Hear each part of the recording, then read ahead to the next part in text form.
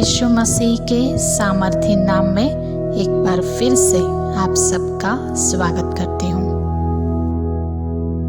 परमेश्वर के दासी जॉयस मेयर की किताब स्ट्रेट टॉक ऑन बॉडी, जिसका 2nd चैप्टर और उसका पार्ट 2 हम देखने जा रहे हैं। So let's get started. मत्ती 6:31 और 32 में यीशु ने कहा, इसलिए तुम चिंता करके ये न कहना कि हम क्या खाएंगे या क्या पिएंगे या क्या पहनेंगे,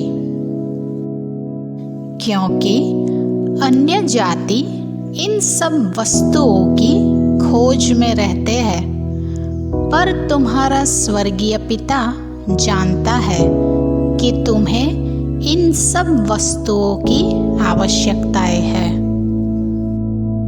यीशु हमें ये दिलासा देते हैं कि हमारे स्वर्गीय पिता को हमारी ज़रूरतों के बारे में मांगने से पहले ही पता होता है,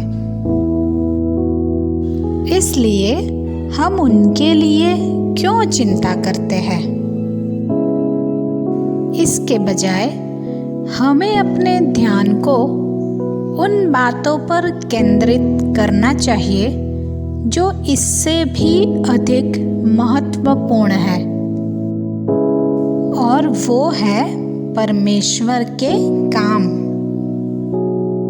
परमेश्वर के दासी आगे पॉइंट वाइज समझाते हैं। पहला पॉइंट है, पहले खोजी बनो। मत्ती 6:33 ये कहता है, इसलिए पहले तुम परमेश्वर के राज्य और उसके धर्म की खोज करो, तो ये सब वस्तुएं भी तुम्हें मिल जाएगी। जॉयस मेयर आगे लिखते हैं, कई सालों तक मैं अपनी किसी सभा में जाने से पहले इधर उधर काफी चक्कर लगाती थी, अपने आप को पूरी तरह से तैयार करते हुए। मैं प्रार्थना करती थी, हे परमेश्वर मेरी सहायता करो।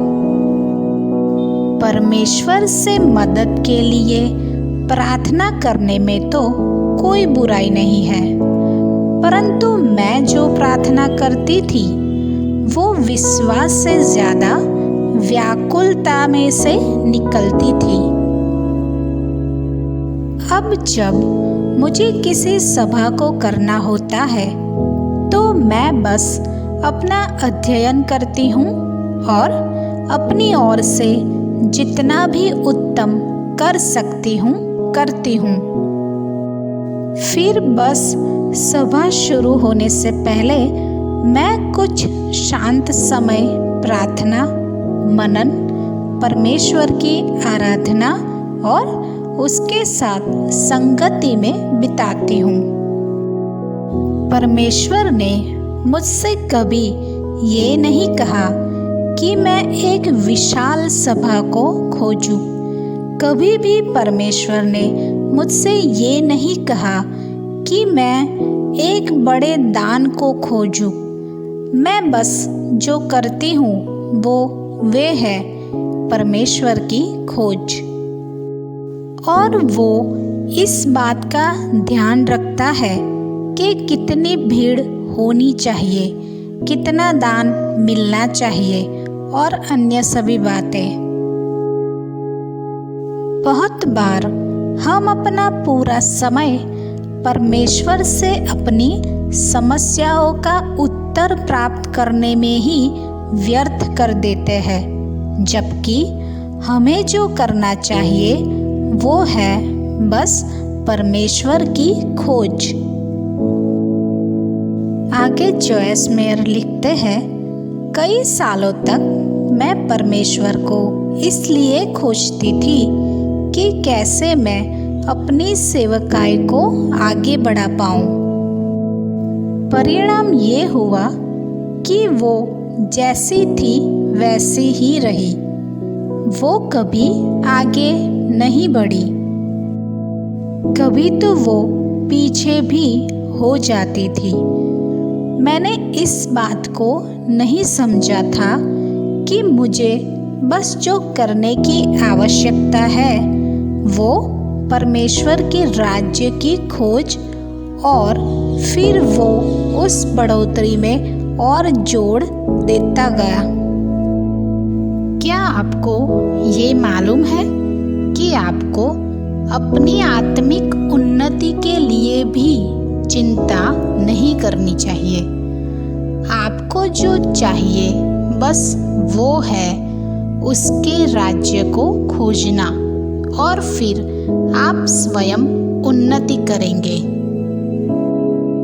परमेश्वर को खोजे, उसमें बने रहे, और वो स्वयं आपको बढ़ाएगा और उन्नति देगा।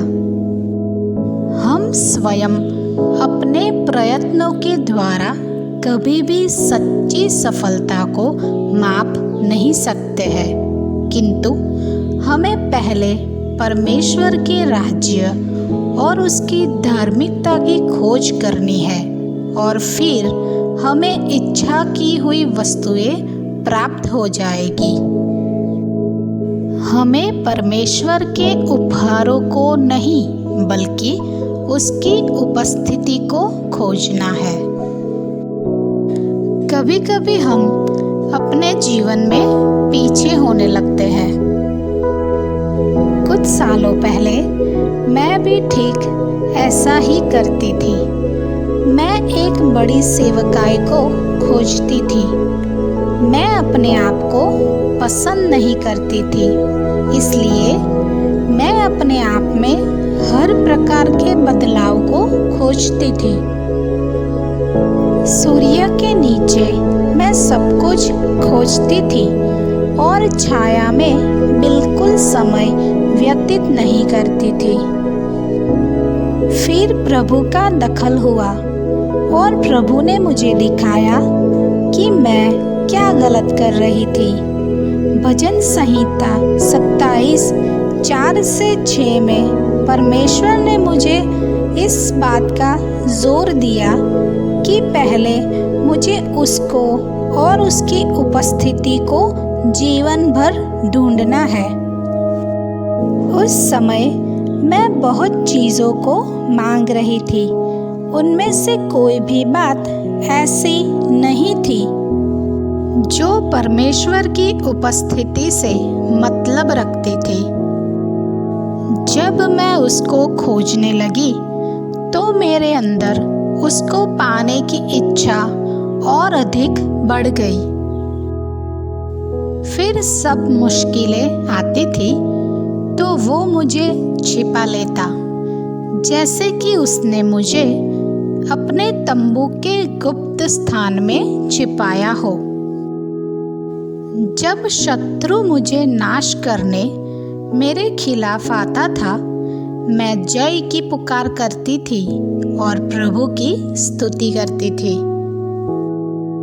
शैतान मेरा कुछ नहीं कर पाता था, क्योंकि मैं परम प्रधान के गुप्त स्थान में थी। मैं उसकी पहुंच से दूर थी। शैतान मेरा मानसिक असंतुलन नहीं कर पाया, क्योंकि मैं तो उस छाया में थी जहां मुझे किसी भी बात की चिंता नहीं थी। फिलिपियों 4:6 और 7 ये कहता है, किसी भी बात की चिंता मत करो, परंतु हर एक बात में तुम्हारे निवेदन, प्रार्थना और विनती के द्वारा धन्यवाद के साथ परमेश्वर के सम्मुख उपस्थित किए जाए। तब परमेश्वर की शांति, जो सारी समझ से परे है, तुम्हारे हृदय और तुम्हारे विचारों को मसीह यीशु में सुरक्षित रखेगी। पौलुस प्रेरित हमें इस बात का निचोड़ देते हैं कि प्रार्थना करो और चिंता मत करो।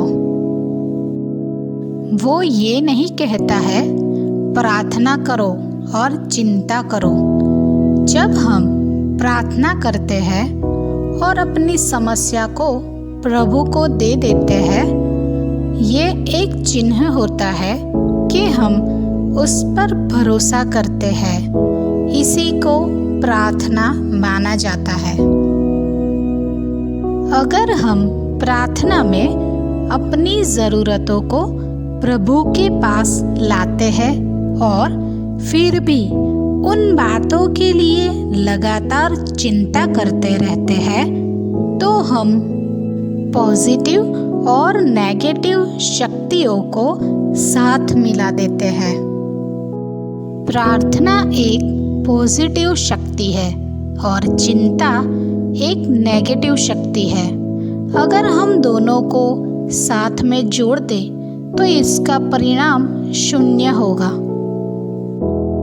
परमेश्वर ने एक दिन मुझे बताया, बहुत लोग हमेशा पॉजिटिव और नेगेटिव शक्तियों को मिला देते हैं। थोड़े समय के लिए प्रार्थना करते हैं और फिर थोड़े समय के लिए चिंता करते हैं। परिणाम स्वरूप वे बस आगे पीछे होते रहते हैं, वास्तविक रूप से कभी उन्नति नहीं करते। क्यों न आज पॉजिटिव बातों में बने रहने का निर्णय करें, परमेश्वर पर भरोसा करके और चिंता का इनकार करके। चैप्टर यहाँ पर कंप्लीट होता है। जॉयस मेयर की किताबों में से ऐसी और भी बातें सुन